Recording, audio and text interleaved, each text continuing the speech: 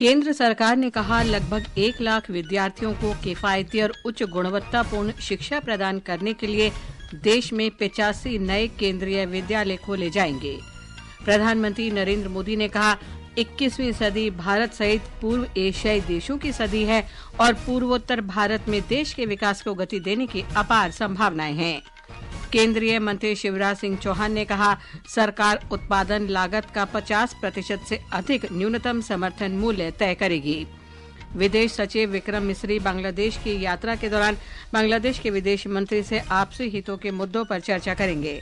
सरकार ने 7 दिन 24 घंटे भारतीय सांकेतिक भाषा चैनल पीएम ई विद्या शुरू किया और अंडर 19 पुरुष क्रिकेट एशिया कप में भारत ने श्रीलंका को 7 विकेट से हराकर फाइनल में प्रवेश किया।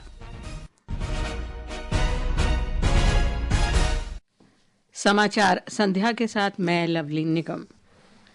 केंद्रीय मंत्रिमंडल ने 5,872 करोड़ रुपए से अधिक की लागत से देश में 85 नए केंद्रीय विद्यालय खोलने और कर्नाटक के शिवमोगा में केंद्रीय विद्यालय के विस्तार को मंजूरी दे दी है।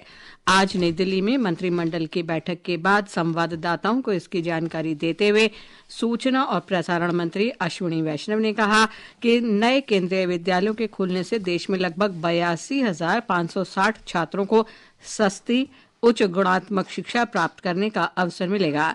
इस निर्णय से 5,388 नियमित पदों का सृजन होगा। श्री वैष्णव ने ये भी घोषणा की कि नवोदय विद्यालय योजना के अंतर्गत देश के बाकी बचे जिलों में 28 नवोदय विद्यालय खोले जाएंगे। इनमें 15,680 से अधिक छात्र लाभान्वित होंगे और 1,316 नियमित पदों का सृजन होगा। नए नवोदय विद्यालयों के लिए 2,360 करोड़ रुपए स्वीकृत किए गए हैं। सूचना और प्रसारण मंत्री ने कहा कि सभी केंद्रीय विद्यालय और नवोदय विद्यालय को पीएम श्री स्कूल के रूप में नामित किया गया है। प्रधानमंत्री नरेंद्र मोदी ने कहा है कि पूर्वोत्तर भारत में देश के विकास को गति देने की अपार संभावनाएं हैं। श्री मोदी ने कहा कि 21वीं सदी भारत सहित पूर्व एशियाई देशों की है। आने वाले दशकों में हम गुवाहाटी, अगरतला, इम्फाल, ईटानगर, गंगटोक, कोहिमा, शिलोंग और आइजोल जैसे शहरों का नया सामर्थ्य देखने वाले हैं और उसमें अष्टलक्ष्मी जैसे इन आयोजनों की बहुत बड़ी भूमिका होगी।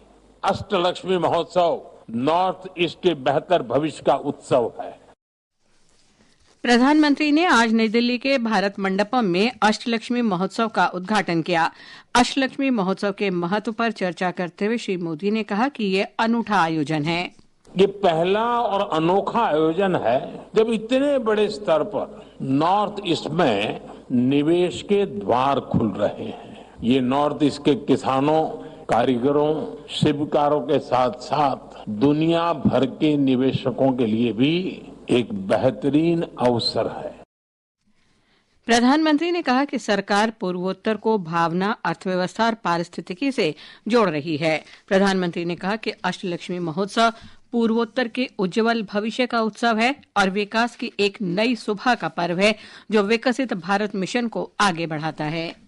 नॉर्थ ईस्ट के हर राज्य में स्थायी शांति के प्रति एक अभूतपूर्व जन समर्थन दिख रहा है। हजारों नौजवानों ने हिंसा का रास्ता छोड़ा है और विकास का नया रास्ता अपनाया है। हमें मिलकर अष्टलक्ष्मी का नया भविष्य लिखना है और इसके लिए सरकार हर कदम उठा रही है। 3 दिवसीय अष्टलक्ष्मी महोत्सव पूर्वोत्तर भारत के समृद्ध सांस्कृतिक ताने बाने को प्रदर्शित करता है। कृषि मंत्री शिवराज सिंह चौहान ने आश्वासन दिया है कि सरकार उत्पादन लागत का 50% से अधिक न्यूनतम समर्थन मूल्य एमएसपी तय करेगी और किसानों से उपज की खरीद भी करेगी। हम 50% लागत का 50% से ज्यादा मिनिमम सपोर्ट तय करेंगे और खरीदने का भी काम करेंगे। एमएसपी पर किसानों को उत्पाद खरीदा है और अब भी पूरा उत्पाद खरीदेंगे। उसी का एक रोड मैप कृषि में भी हमने बनाया है, उसको पूरा करने में कोई कसर नहीं छोड़ेंगे। राज्यसभा में प्रश्नकाल के दौरान श्री चौहान ने कहा कि कांग्रेस ने पहले किसानों को उनकी फसलों के लिए न्यूनतम समर्थन मूल्य से वंचित रखा था। उन्होंने कहा कि इसके विपरीत वर्तमान केंद्र सरकार ने पिछले 1 दशक में लगातार एमएसपी में वृद्धि की है। कृषि मंत्री ने कहा कि कृषि के लिए बजट आवंटन में अभूतपूर्व वृद्धि हुई है। वर्ष 2013-14 तक ये केवल 21,900 करोड़ रुपए था, जो अब बढ़कर 1,22,528 करोड़ रुपए कर दिया गया है। श्री चौहान ने कहा कि सरकार किसानों से न केवल उर्वरक उपलब्ध कराती है बल्कि उन्हें सब्सिडी भी देती है। उन्होंने कहा कि हाल ही में किसानों को 1,94,000 करोड़ रुपए की सब्सिडी दी गई।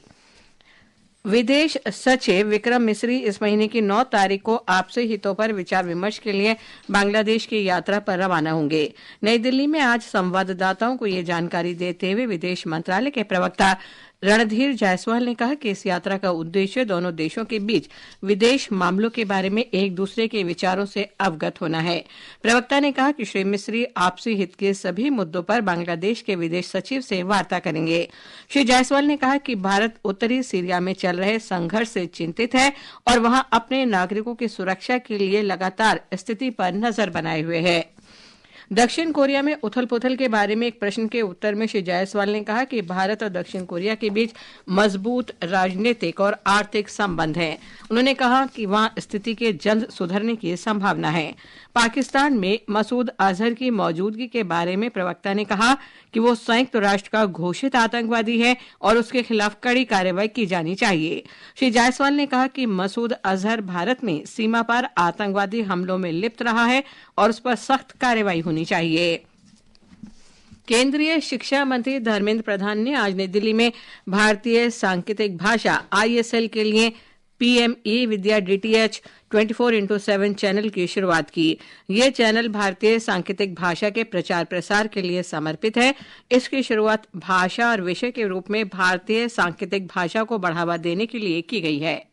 आज हम देश को आधुनिकता की ओर ले जाने में, समावेशिता की ओर ले जाने में एक महत्वपूर्ण कदम उठाए हैं। दिव्यांगजनों की दुनिया है, विशेष करके साइन लैंग्वेज की जो दुनिया है, हमें आने वाले दिनों में इसको ग्लोबल स्टैंडर्ड्स हमारे इंडियन साइन लैंग्वेज बने, ये एम्बिशन रखनी चाहिए। श्री प्रधान ने कहा कि यह चैनल संचार को सुगम बनाने का एक सेतु है और समाज को अधिक समावेशी और प्रगतिशील बनाएगा।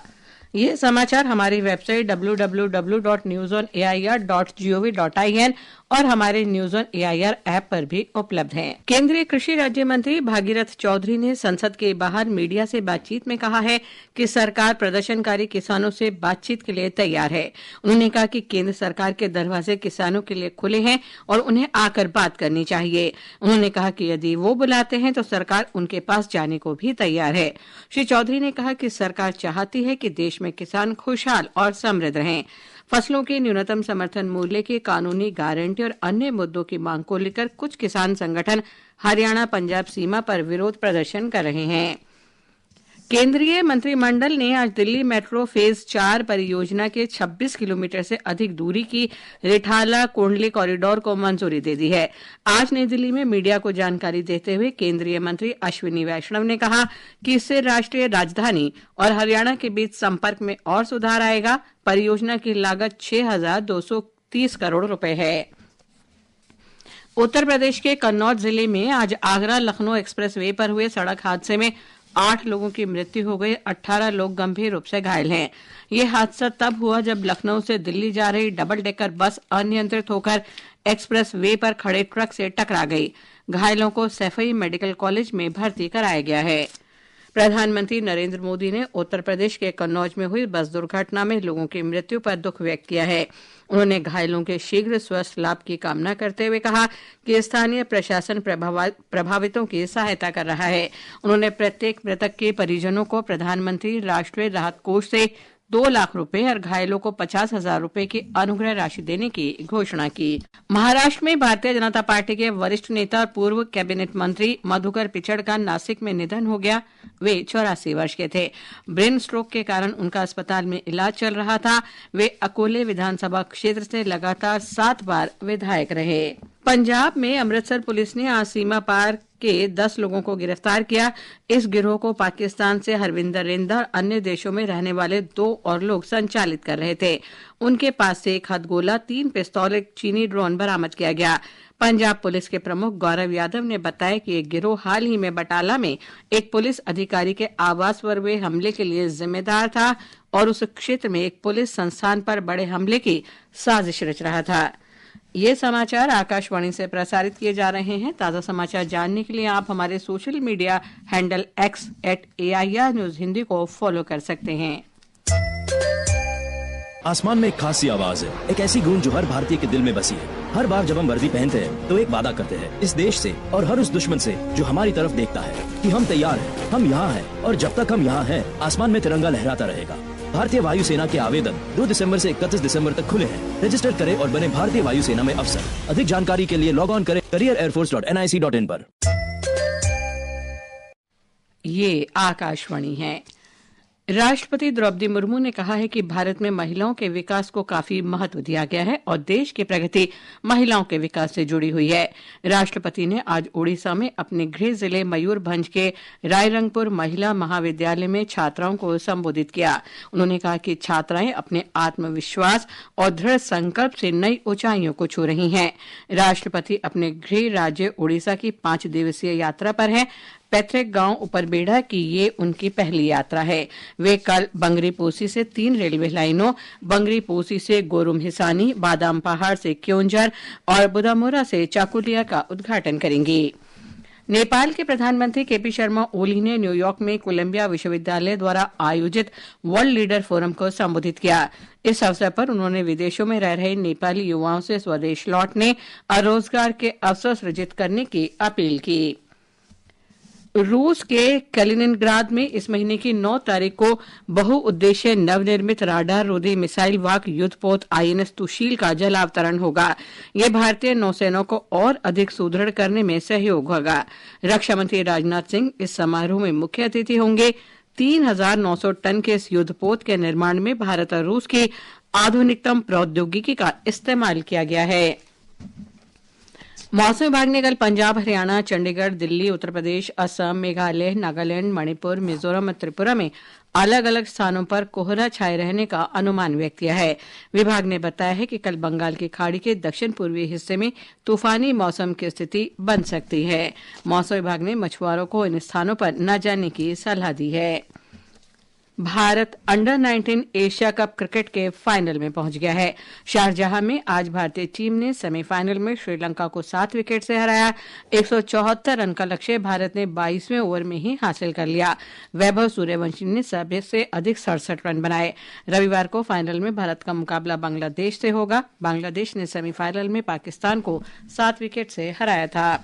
उधर एडिलेड में भारत के साथ दूसरे क्रिकेट टेस्ट मैच के पहले दिन ऑस्ट्रेलिया ने पहली पारी में 1 विकेट पर 86 रन बना लिए थे। मेजबान टीम अभी 94 रन पीछे है। इससे पहले भारत ने टॉस जीतकर बल्लेबाजी करते हुए पहली पारी में 180 रन बनाए थे।